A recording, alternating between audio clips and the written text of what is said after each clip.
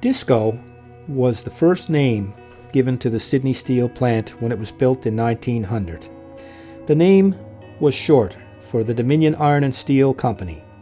The plant was built in the heart of Sydney and encompassed over 700 acres.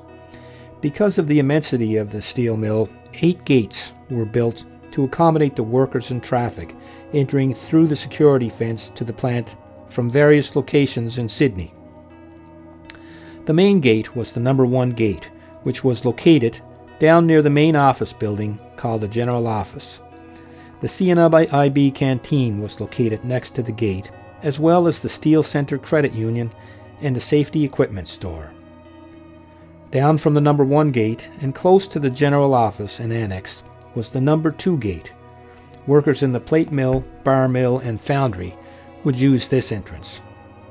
The number 3 gate was a service entrance, where employees and vehicles entered.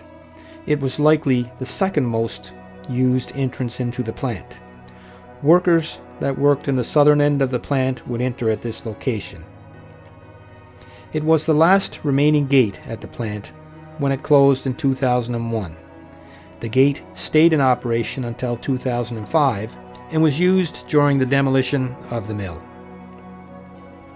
The number 4 gate was adjacent to the subway, which was an underground passage connecting Whitney Pier and the Ashby area of Sydney through the steel plant property.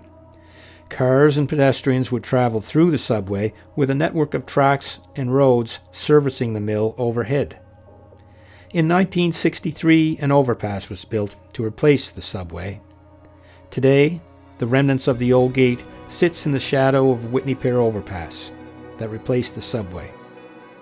The number 5 gate was located near the bottom of Henry Street and serviced workers in the open hearth and blast furnace department areas. The gate was next to a large parking lot and included a tunnel that went under the rail line servicing the docks. Today, this tunnel is still in operation and is used by the public entering Harbourside Commercial Park from the Whitney Pier Community Heritage Trail.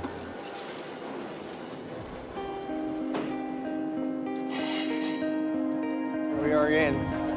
5 Long gate. time since we've gone through this gate, guys. Yeah, I walked through this my whole life. I used to wait here for my dad after work on my little bike. A lot of memories. A lot of memories as a kid on the bike selling Highlanders here for 10 cents on Wednesday, because Wednesday was payday, and it was a small. Must be old. We got paid on Fridays when we were first here, and it was all in cash. Yeah, in cash.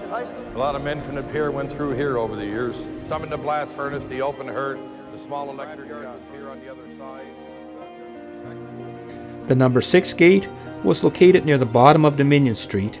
It would have been an entrance point for workers who worked on the 4 main docks that existed at the far north end of the steel plant site.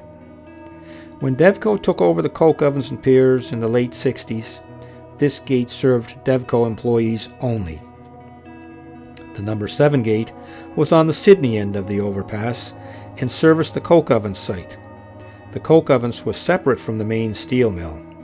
The workers had their own entrance at the foot of Victoria Road near the beginning of the Whitney Pier overpass. The entrance was along the narrow service road that still exists today in this area. Similar to the number 3 gate, this gate remained operational until all demolition work had been completed on the coke oven site. Finally, the number 8 gate serviced workers going to the Roundhouse, the Heckett Building, Liquid Air, and the General Yard offices. This gate was near the present-day Ferry Street Bridge. It was also known as the Construction Gate, as it was used by contractors working on the site during major remediation and renovations. This area is now part of the present-day Open Hearth Park area, and no visible remnants of the gate can be found.